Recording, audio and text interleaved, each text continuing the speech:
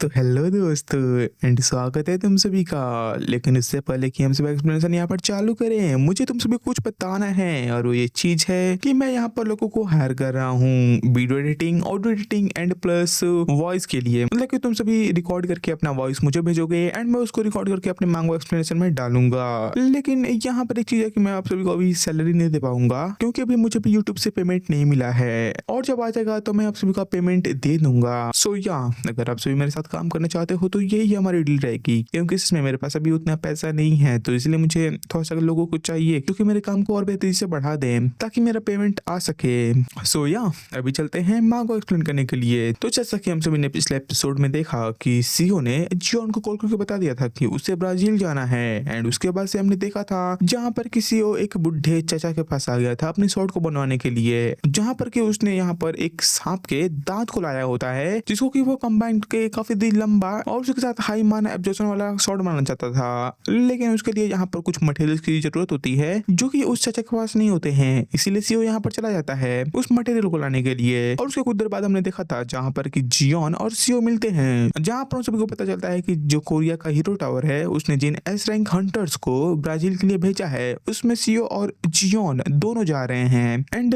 यहीं से इस एपिसोड की शुरुआत होती है जहाँ पर कि हमें ब्राजील के साओ पुआलो शहर को दिखाया जाता है। ये कैसा नाम है बे? जहाँ पर हम सबको ब्राजील के हीरो टावर को दिखाया जाता है जहाँ पर दो ऑफिसर्स बैठे होते हैं, एंड तभी एक ऑफिसर दूसरे ऑफिसर को बताता है कि जो कोरिया का टास्क फोर्स है, मतलब कि एस रैंक हीरोज हैं, वो सभी हमारे एयरपोर्ट पे आ चुके हैं। जो सुनने के बाद जो सामने वाला बंदा होता है वो तो भाई काफी खुश हो जाता है क्योंकि इन सभी के पहले फटी हुई होती है कि आखिर ये सभी क्या करें, क्योंकि इन सभी के शहर में जो रिफ्ट जोन था वो टूट चुका होता है। इसलिए वो कहता भी है कि आज मुझे पता चला कि आखिर सभी कंट्रीज कोरिया को फास्टेस्ट कंट्री क्यों कहते हैं। ये जो क्रिएटर है ना भाई, मुझे लग रहा है कि कोरिया का है साड़ा, तभी तो बस Korea Korea Korea Korea Korea पे भाई रेसिज्म जानते हो ना।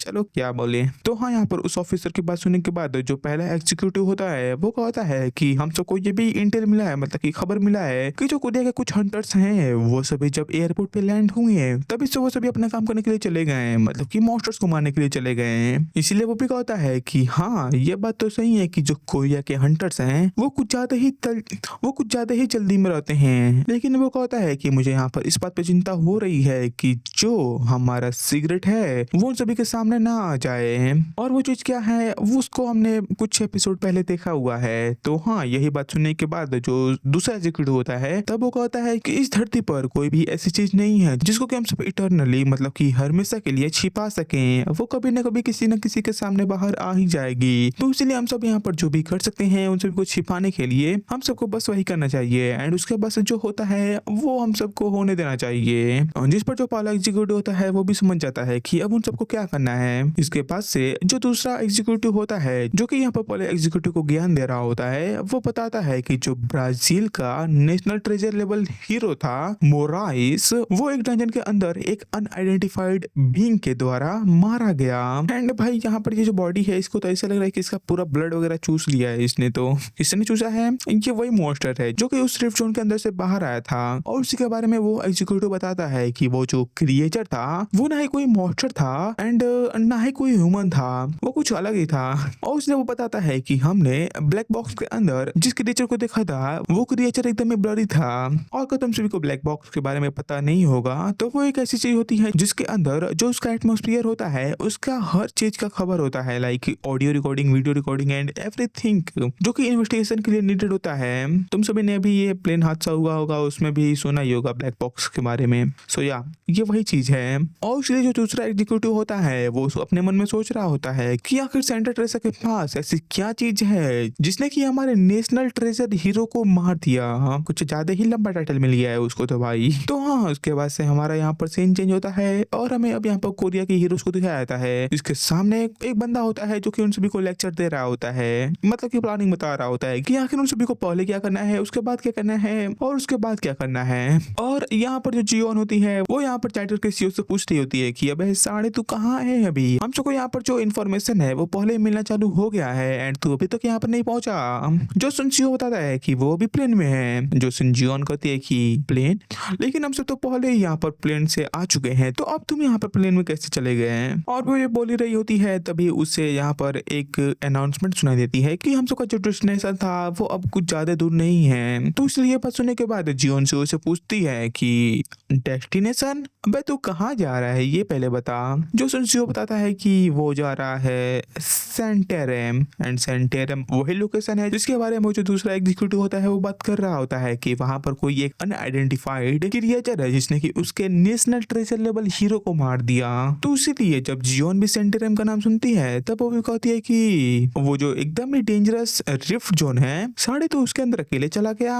गधा व्यक्ति आदमी, क्या बोला जाए इसको बेसाड़ा। हाँ लेकिन वही है, इसके पास पावर है तो जा ही सकता है। जब इसका उसके साथ आमना सामना होगा ना तब इसकी फटेगी। देखना मैं बोल रहा हूँ फटेगी, बहुत बुरी वाली इसकी फटेगी, क्योंकि हर जगह ही अकेले घुस रहा है साड़ा। तो हाँ उसके बाद से हमारे यहाँ पर सीन चेंज होता है एंड यहाँ पर जो एग्जीक्यूटिव उन सभी को प्लान बता रहा होता है एंड यहाँ पर ये कुछ खास तो नहीं बताता है, लेकिन इससे हम सबको ये इन्फॉर्मेशन मिल जाती है कि यहाँ पर सबसे पहले जो कोरिया के एस रैंक हीरोज रहेंगे वो 2 दिनों तक इधर उधर भटकेंगे, मतलब कि लोकेशन वगैरह खोजेंगे या फिर कोई और चीज करेंगे। एंड उसके बाद से 2 दिनों बाद उन सभी को उनके मेन रिफ्ट जोन में डिप्लॉय कर दिया जाएगा, जिसके बाद से वो सभी अपने मॉन्स्टर्स को मारने का काम कर सकते हैं। जिसके बाद हमारे यहाँ पर सीन चेंज होता है और हमें जियोन को दिखाया जाता है जो कि अब यहाँ पर टैक्सी से कहीं जा रही होती है, प्रोबेबली सीईओ के पास जा रही होती है। एंड इससे पहले कि वो यहाँ पर अपना गेट बंद करे यहाँ पर आ जाता है कैंग यंग प्रो एंड इसने भाई यहाँ पर गेट को ही रोक दिया होता है। ऐसा लग रहा है कि ये कपल्स है भाई, वो इसे रुक रहा है साड़ा गधा।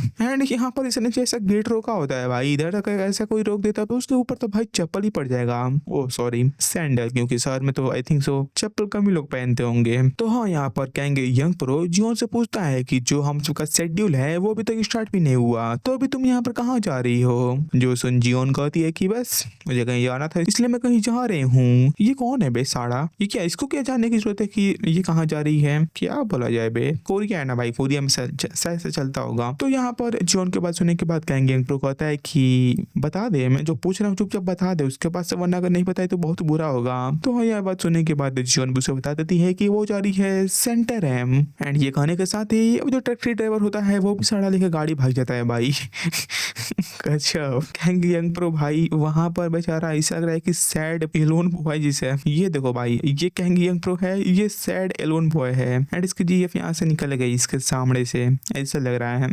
तो हाँ यहाँ पर जब कहेंगे यंग प्रो सेंटेरम का नाम सुनता है तब वो कहता है कि सेंटेरम ये तो वही जगह है जहाँ पर जो ब्राजील का हीरो टावर है उसने स्ट्रिक्टली जाने से हम सबको मना किया है। तो उसके बाद हम सबका यहाँ पर अब सीन चेंज होता है और हम सबको सेंटेरम का ड्रिफ्ट जोन दिखाया जाता है, जहाँ पर कि अब जो जियोन का एंड उसके साथ सीईओ का पूरा टीम होता है वो आ चुका होता है मॉन्स्टर्स को मारने के लिए। और तभी जियोन से उससे पूछती है कि आखिर तुम इतने जल्दी में कहाँ जा रहे हो, तुम्हें हम सबको पहले बता देना चाहिए कि हम सब यहाँ पर क्या करने वाले हैं। जो सुनसियो कहता है कि जल्दी में जा रहा हूँ, 13:30 से मैं यहाँ पर लेट हुआ हूँ, उसी वजह से हमको इतना जल्दी जाना पड़ रहा है। जो सुनजियो ने यहाँ पर चिढ़ते हुए कहती है कि अबे पहले तुमने बता दिया होता कि हम सबको कहीं जाना है तो मैं पहले आ गई होती, तुम सबको इतना यहाँ पर इंतजार नहीं करना पड़ता। तो उसने जियोन कहती है कि चलो वो सभी बातें पुरानी हो चुकी हैं तो उन सभी को छोड़ो, अब तुम हम सबको बताओ कि आखिर हम सब यहाँ पर क्यों आए हैं। जो सुनसियो कहता है कि ब्लू क्रो को, और ये बात सुनने के बाद जियोन पूछती है कि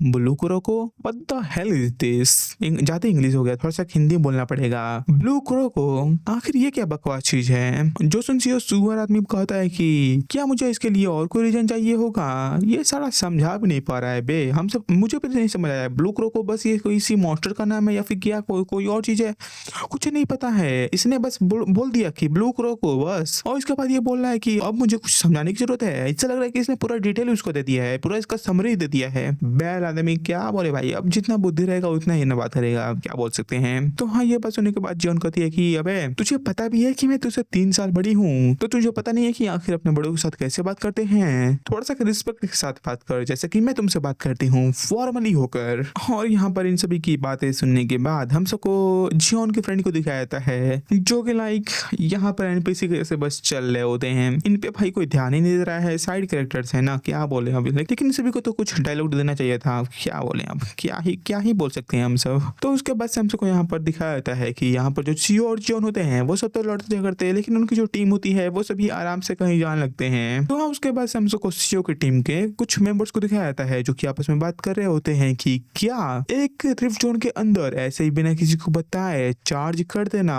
ये सही है। जो सुंदर दूसरा बंदा होता है वो कहता है कि अरे तुमको चिंता करने की कोई भी जरूरत नहीं है, यहाँ पर हम सबको बचाने के लिए S rank hero miss Jiyeon तो है। अगर वो सभी हमारी टीम में है तो हम सबको यहाँ पर डरने की क्या ही जरूरत है। चलो ठीक है, कुछ ना कुछ बोल दूंगा तो बेचारे ऋषि आ जाएंगे। तो हाँ, यहाँ पर वो जियोन के पुल बांधते हुए कहता है कि जो मिस जियोन है वो यहाँ पर हम सबको बचाने के लिए श्योरली कैपेबल है, और उसी के साथ उनके जो आगे बंदा चल रहा है वो यहाँ पर आई थिंक वो एक न्यूबी है जिसको कि पता नहीं है कि आखिर एक न्यूबी को कहाँ चलना चाहिए, इसीलिए वो यहाँ पर पागलों से आगे चलते हुए जा रहा है। और यहाँ पर जब सीओ की टीम का एक बंदा सुनता है कि उनका जो टीम मेंबर है वो सीओ के न्यूबी बोल रहा है तो वो यहाँ पर हंसने लगता है और कहता है कि न्यूबी, तुम सबको सच में लगता है कि वो एक न्यूबी है? और उसने वो कहता है कि अगर तुम सभी को सच में ऐसा लगता है कि सिकोटोजुन एक न्यूबी है तो मैं यही बोलना चाहूंगा कि वो एक टॉप टायर रैंक का न्यूबी है। जैसा न्यूबी तुम लोगों ने देखा नहीं होगा वो एक ऐसा न्यूबी है। ये आई थिंक सो वही बंदा है जो कि सीओ के साथ उस चिड़िया को मारने वाले रेड में गया था, तभी तो वो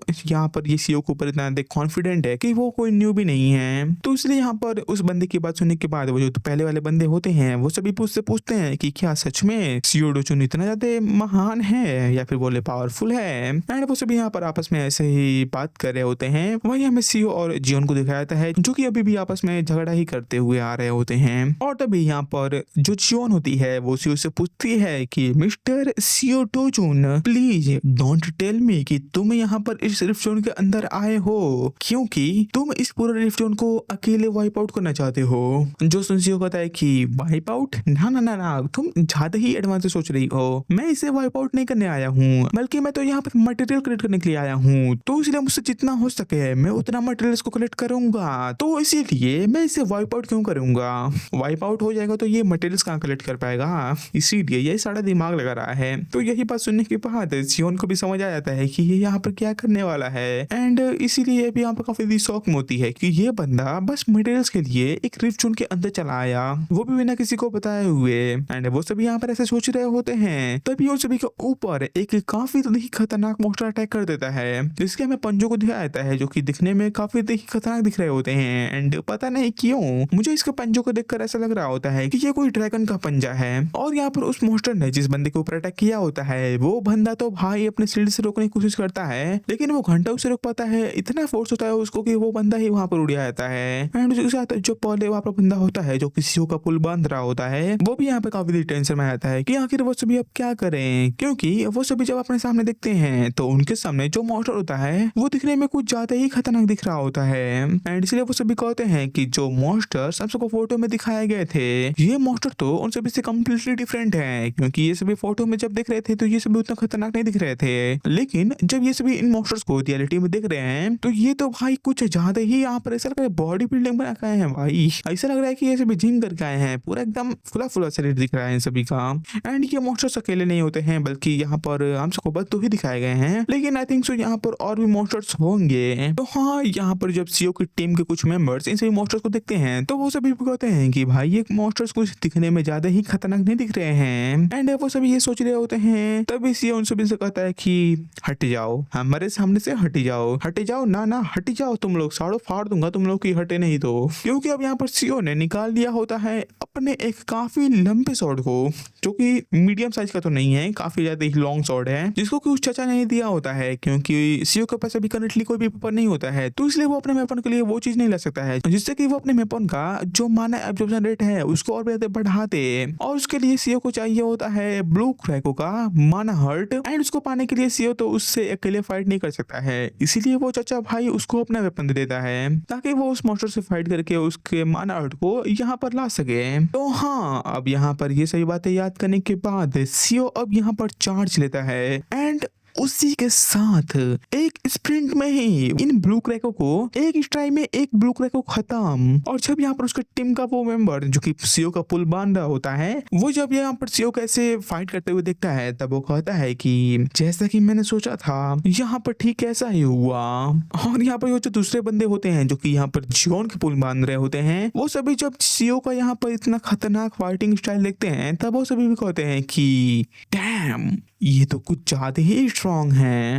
एंड हमें यहाँ पर को दिखाया जाता है जिसने कि एक स्ट्राइक के अंदर ही उन ब्लू क्रैको का भाई ब्लू निकाल दिया होता है, आई मीन लाइक बुट्टी बुट्टी कर दिया होता है। एंड उसी के साथ हमारा ये चैप्टर यहीं पर खत्म होता है। तो तुमसे भी बताना कि आखिर तुम सभी को ये चैप्टर कैसा लगा। एंड उसी के साथ जिन लोगों को भी भाई मेरे साथ काम करना है, तो तुम सभी डिस्क्रिप्शन में दिए गए ईमेल पे कांटेक्ट कर सकते हो। लेकिन एक बार याद रखना, फिर से मैं बोल रहा हूँ कि पेमेंट अभी नहीं मिल पाएगा अंटिल अनलेस मेरा यूट्यूब का पेमेंट आ जाएगा। ठीक है, मिलते हैं एक और नए वीडियो में, तब तक के लिए गुड बाय।